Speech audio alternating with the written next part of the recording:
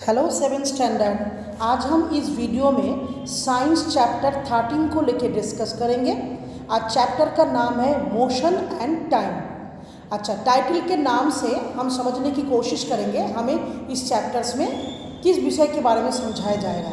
Motion का मतलब होता है मूवमेंट। जब कोई ऑब्जेक्ट एक टाइम पीरियड के अंदर एक जगह से दूसरी जगह में मूव करते हैं तब उसे कहा जाता है मोशन। और मोशन और टाइम, अगर मूवमेंट होगा तो एक टाइम के अंदर ही होगा, तो मोशन और टाइम जो होता है एक दूसरे के साथ रिलेटेड होते हैं। पहले स्टैंडर्ड्स में देखिए, motion is the movement of an object. Actual motion क्या होता है? किसी भी वस्तु का मूवमेंट होता है। An object is said to be in motion when its position is changed with time or with respect to its surrounding। जब भी कोई ऑब्जेक्ट टाइम के अकॉर्डिंग और अपने सराउंडिंग के अकॉर्डिंग अपने आप को एक जगह से दूसरी जगह में स्थानांतरित करता है, यानी कि वो पोजीशन को चेंज कर रहा है, तब उसे हम लोग कहते हैं मोशन।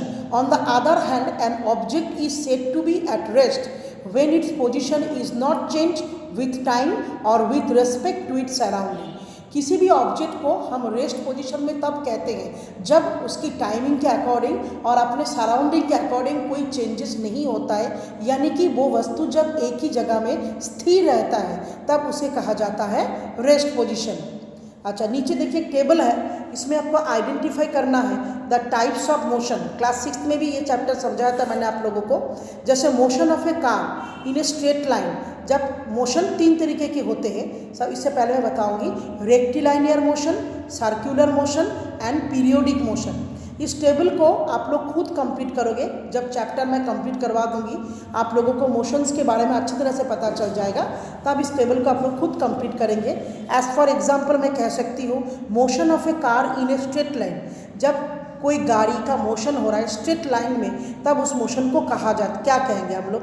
अच्छा, जब मोशन ऑफ द मून, चंद्रमा पृथ्वी के चारों तरफ राउंड राउंड घूम रहा है, तब उस मोशन को कौन सा मोशन कहा जाएगा? और मोशन ऑफ ए स्विंग, जब सिलाई मशीन चलाया जाता है, जो सुई की जो कुछ टाइम के इंटरवल के बाद जो मोशन हो रहा है उसको हम लोग कौन सा मोशन कहेंगे? और लास्ट में motion of A blade of A fan. अब हम डिस्कस करेंगे slow and fast motion. Slow and fast motion देखो, सपोज योर स्कूल, जैसे मानो हमारा स्कूल जो है हमारे घर से 6 किलोमीटर दूर है। आप स्कूल बाईसाइकिल से आते हो और एक लॉन्ग डिस्टेंस है, आपका डिस्टेंस को कंप्लीट करने में बाईसाइकिल में टाइम लगता है 30 मिनट। और वही डिस्टेंस आप स्कूल बस में आ रहे हो, मतलब स्कूल बस में भी वही 6 किलोमीटर डिस्टेंस ही आपका पूरा हो रहा है, लेकिन उसके लिए टाइम लग रहा है 8 मिनट। तो दोनों मतलब व्हीकल्स, एक साइकिल है और एक बस है, सेम इंटरवल ऑफ टाइम में, मतलब सॉरी सेम डिस्टेंस को वो कवर कर रहा है different interval of some time में। तो इससे हमें क्या पता लगता है? इससे पता लगता है बस का स्पीड ज़्यादा है और साइकिल का स्पीड कम है, यानी कि साइकिल मूव्स स्लोली वेयर ए बस move fast. In other words में कह सकते हैं हम लोग ए बस मूव फास्टर दैन ए बाईसाइकिल। तो एन ऑब्जेक्ट, कोई भी object which cover a certain distance को कंप्लीट कर रहा है इन ए लॉन्गर टाइम में, तब हम कहेंगे उसका स्पीड स्लो है। वेयर एज उसी जगह पे जब कोई ऑब्जेक्ट कम समय में उस डिस्टेंस को पूरा कर रहा है, तब हम कहेंगे इसका स्पीड ज़्यादा है। इवन द सेम व्हीकल, कई बार क्या होता है सेम व्हीकल की स्पीड कभी स्लो हो जाता है, अगर रास्ते में बहुत ज़्यादा जैम या ट्रैफिक हो जाता है तो उसी व्हीकल की स्पीड जो है स्लो हो जाता है। तो for example the same car may move slow on A congested road and fast on A empty road. जब खाली रास्ता रहता है उसी व्हीकल का स्पीड बढ़ जाता है। तो if vehicles are moving on a road in the same direction में जा रहा है, we can easily find out कर सकते हैं उस गाड़ी का स्पीड स्लो है कि फास्ट है। नेक्स्ट पेज पे आइए। द मोस्ट कन्वीनियंट वे, सबसे आसान तरीका होता है to find out which of the two vehicles are moving, मतलब दो व्हीकल्स मूव कर रहा है, कौन स्लो है और कौन फास्टर है। टू कंपेयर द डिस्टेंस, पहले तो देखना पड़ेगा दोनों व्हीकल्स कितना डिस्टेंस को कवर कर रहा है। अगर सेम डिस्टेंस को कवर कर रहा है, the distance travel by an object in a unit time, एक फिक्स टाइम के अंदर, मतलब मानो आधे घंटे तक एक गाड़ी भी चलता रहता है और आधे घंटे तक एक साइकिल भी चल रहा है, तो हम टाइमिंग अगर फिक्स रहता है तो उस टाइम के बीच में जो व्हीकल्स ज़्यादा डिस्टेंस को कवर करता है उसका स्पीड ज़्यादा फास्टर होता है। तो स्पीड, किसी भी व्हीकल्स का स्पीड हम कैसे निकालेंगे? The speed of an object gives an idea to how slow and fast the object is travelling और मूविंग। तो स्पीड से हम पता कर लेते हैं मूविंग ऑब्जेक्ट का स्पीड फास्ट है कि स्लो है। Speed of an object is the actual क्या होता है स्पीड, वो ऑब्जेक्ट कितना डिस्टेंस ट्रैवल कर रहा है एक फिक्स टाइमिंग के अंदर, यूनिट टाइम के अंदर। Therefore you can calculate the speed of the object. Actual speed का फॉर्मूला होता है डिस्टेंस कवर बाय टाइम, यानी कि मानो कोई गाड़ी 2 घंटे में 10 किलोमीटर गया है तो टोटल डिस्टेंस 10 किलोमीटर और टाइमिंग कितना है 2 आवर्स। अगर 10 किलोमीटर को डिस्टेंस को हमें टाइम से डिवाइड करना है तो हमें मिल जाएगा 1 घंटे में वो गाड़ी कितना डिस्टेंस कवर कर रहा है, वही डिस्टेंस उसकी स्पीड होते हैं। तो that's the speed of this bus will be. यहाँ पे देखो एक एग्जाम्पल है, एक मैथमेटिकल न्यूमेरिकल एग्जाम्पल है, उससे ये प्रूफ होता है 1 घंटे में 32 किलोमीटर जा रहा है, यानी कि उसका स्पीड है 32 kilometre per hour. In the other words we can say that this bus will cover, एक डिस्टेंस कवर कर रहा है 32 किलोमीटर 1 घंटे में। The speed calculated here is actually the average speed. Actual किसी भी व्हीकल्स का स्पीड हम कैलकुलेट करते हैं उसकी एवरेज स्पीड कितना था। This can be explain when bus start to move, it move slowly. जब कोई भी व्हीकल स्टार्ट करता है तो वो थोड़ा सा कम स्लो रहता है, फिर उसके बाद वो पिकअप बढ़ाते स्पीड बढ़ता है, तो it is difficult to keep the speed of the bus. Bus का स्पीड कांस्टेंट रहना पॉसिबल नहीं है, तो इसीलिए स्पीड निकालने के लिए हम देखेंगे पर्टिकुलर एक एवरेज टाइम के अंदर, यानी कि 1 आवर्स या 30 मिनट के अंदर वो जो टोटल डिस्टेंस कवर करता है वही डिस्टेंस ही उसका स्पीड होता है। सो वेन एवर वी से हम कह सकते हैं speed it will actually mean average speed होता है। Thus the speed is the total distance covered divided by the total time। मतलब पर्टिकुलर एक टाइम के अंदर जितना टोटल डिस्टेंस कवर हो रहा है वही उसका स्पीड होता है। देखिए यहाँ पे वही सेम चीज़ आपको दिखाया गया है। अब हम आएंगे uniform and non uniform motions के बारे में। When an object moving along a straight line path keeps on covering equal distance in equal interval of time। मानो कोई भी मूविंग ऑब्जेक्ट वो स्ट्रेट सीधे लाइन से जा रहा है और इक्वल इंटरवल ऑफ टाइम में इक्वल डिस्टेंस, मतलब मानो कोई बस 1 घंटे में 3 किलोमीटर डिस्टेंस पूरा कर रहा है, तो हर घंटे में वो 3 किलोमीटर डिस्टेंस को अगर कवर करते हुए जाता है तब उसकी मोशन को कहा जाएगा uniform motion. On the other hand दूसरी तरफ when an object moving along a straight line path keep on moving unequal distance को कवर कर रहा है in equal interval of time. मानिए कि एग्जाम्पल में पहले घंटे में 2 किलोमीटर गया, नेक्स्ट घंटे में 3 किलोमीटर, फिर नेक्स्ट घंटे में 4 किलोमीटर, तो हर टाइमिंग के साथ साथ उसकी जो है स्पीड इंक्रीज हो रहा है, तो इसके मोशन को कहा जाएगा non uniform motion. We can say that is speed is not constant, so depending on the nature of the speed of an object it may have uniform motions और non uniform motions. अब हम देखेंगे an object moving along straight path से अब जब जाता है तो उसका स्पीड कांस्टेंट सेम रहता है uniform motion. When A bike is running, ये कांस्टेंट स्पीड 80 किलोमीटर आ रहा है पर घंटे, यानी कि हर घंटे में वो इक्वल 80 किलोमीटर डिस्टेंस को कवर कर रहा है, यानी कि आधे घंटे में 40 kilometre every our.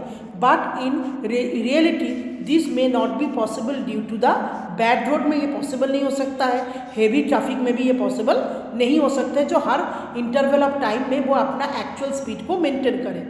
If an object moving along a straight line path keep changing it, speed को चेंज कर रहा है, it is said to be in non uniform motions. For examples, जैसे मैंने बोला था आपको, ट्रेन जब अपने रेलवे प्लेटफॉर्म से छूटते हैं तो उसका जो स्पीड होता है ना, एक सेकेंड, हाँ, उसकी जो स्पीड होता है गोज ऑन इंक्रीजिंग, बढ़ता रहता है। It cover A distance of 1 kilometre 15 minute में, फिर 2 किलोमीटर, फिर 15 मिनट में इट पिकअप द स्पीड बढ़ने लगता है। देखा जाता है 15 मिनट में अब वो 15 किलोमीटर स्पीड मतलब डिस्टेंस को कवर कर रहा है। तो when the train approaches mean stations, अब नेक्स्ट स्टेशन में जब पहुंचने वाला होता है तो धीरे धीरे करके ट्रेन का स्पीड जो गति धीरे धीरे कम होने लगता है। तो you observe that the train has not covered the same distance को सेम टाइम के अंदर वो कवर नहीं कर रहा है, तो ट्रेन की जो मोशंस होते हैं वो होता है नॉन यूनिफॉर्म मोशंस। अच्छा, नेक्स्ट देखेंगे। For carrying out your daily activities, the knowledge of time is essential because you do most of your day-to-day work in a fixed time. For example, your school start at a particular time, so you need to know the time to reach the school without late. अच्छा, हमारे जो daily activities हम लोग घर पे करते हैं, तो उस एक्टिविटीज़ को करने से पहले हमें टाइम के बारे में एक नॉलेज होना बहुत ज़रूरी है। जैसे कि हम जानते हैं सुबह मॉर्निंग 8 o'clock हमारा स्कूल स्टार्ट होने वाला है, तो हमें उसी टाइम के अंदर प्रिपेयर होके स्कूल के गेट तक पहुंचना होता है। हमें जैसे पता है लंच का जो फिक्स टाइम होता है, उसी टाइम पे रेगुलर लंच होता है और उसी टाइमिंग के अंदर हमें अपने लंच को फिनिश करना होता है। या तो मानो शाम को पापा ऑफिस से जब वापस आते हैं, उनका भी एक टाइमिंग होता है, उस टाइम के अंदर वो घर पे वापस होते हैं। तो you also need to know the time in watch your favourite television program, वो भी टाइम से होता है। यानी कि वॉच घड़ी का होना बहुत ज़रूरी होता है। How do you measure the time, हम इस टाइम को कैसे देखेंगे? आज के डेट में क्लॉक है, वॉचेस है, लेकिन एनिसेंट टाइम पे, पुराने ज़माने पे लोगों के पास जब घड़ियाँ वगैरह नहीं था, ये डिस्कवर नहीं हुआ था, तो लोग किस तरह से टाइमिंग का मेजरमेंट करते थे। इन एनिसेंट टाइम में people used some natural events का वो इस्तेमाल करते थे, जैसे विच रिपीटेड रेगुलरली, जो regular after interval of time के अंदर वो चीज़ ऑकर होता है। जैसे सुबह मॉर्निंग उठते सूरज निकलता है, शाम होते सूरज ढलता है, तो ये नेचुरल एक्टिविटीज़ है, वो रेगुलर होगा अपने टाइम पे। आवर एसेंटर्स फाइंड करते थे सूरज कितने बजे निकल रहा है after a fix time interval के बाद, किस टाइम तक तेज धूप होता है। सिमिलरली फुल मून ऑकर्स, यानी कि चंद जो पूर्णिमा होता है वो ऑकर होता है आफ्टर हर 15 दिन के बाद, यानी कि एक फुल मून से दूसरी फुल मून के अंदर जो टाइमिंग होता है वो एक मतलब महीन मंथ के हिसाब से वो कैलकुलेट करते थे। तो हम देखेंगे two natural periodic events were use to measure time in ancient time. देखो किस तरह से नेचुरल इवेंट को वो फिक्स करते थे टाइमिंग देखने के लिए। The time taken between one sunrise, सूरज निकलने से लेके सनसेट तक की जो टाइमिंग होता है वो कवर करते थे एक पूरे दिन के हिसाब से। The time taken between one full moon से लेके द नेक्स्ट फुल मून तक टाइमिंग वो डिक्टेट करते थे एक महीने के तौर पे।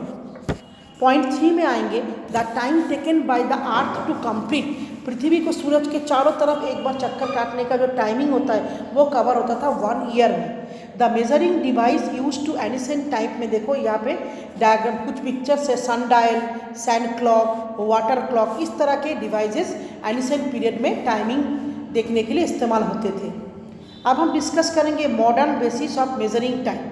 देखो modern basis of measuring time में क्या होता है, often we need to measure the time.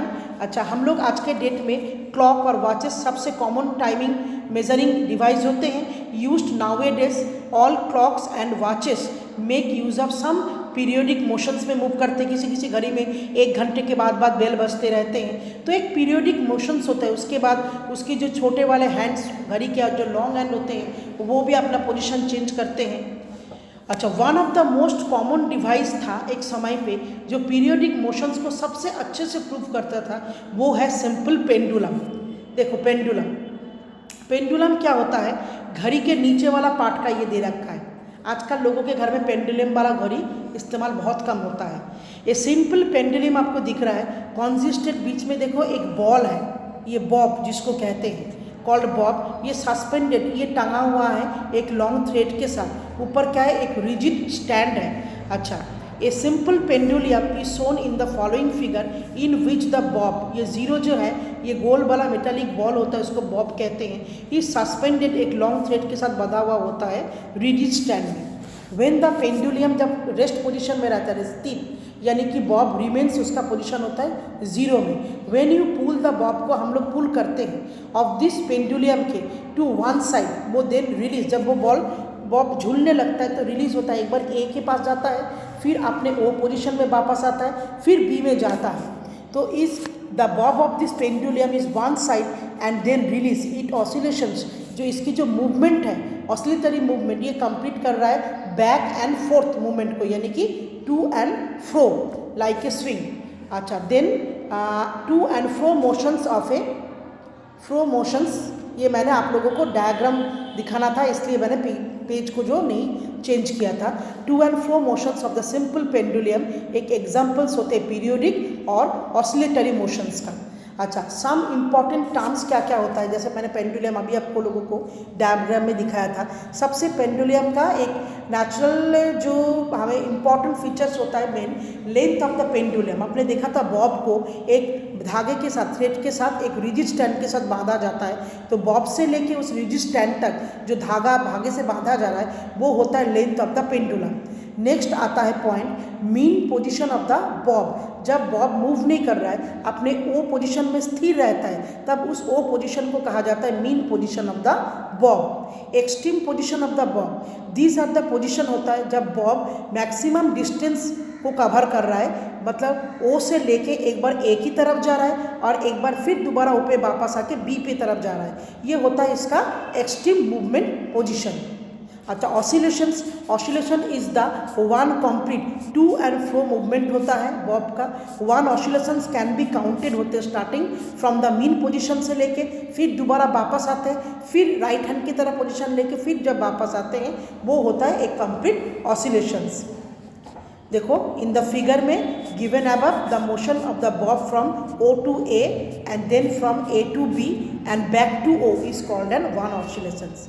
Time period क्या होता है, देखिए it is the time taken by the bob of a pendulum, पूरा करते हैं वन कंप्लीट ऑसिलेशंस को।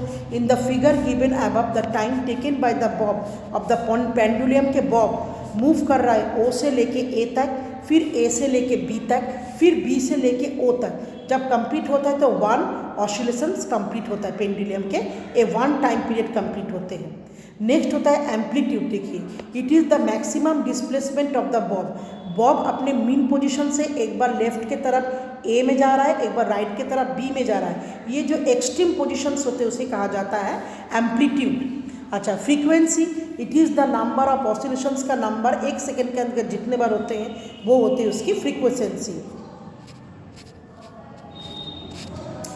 तो बच्चे ये चैप्टर्स अभी हमारा कंप्लीट नहीं हुआ है, अब जो है नेक्स्ट वीडियोस में इस चैप्टर्स के न्यू कंटेंट को लेकर हम डिस्कस करेंगे।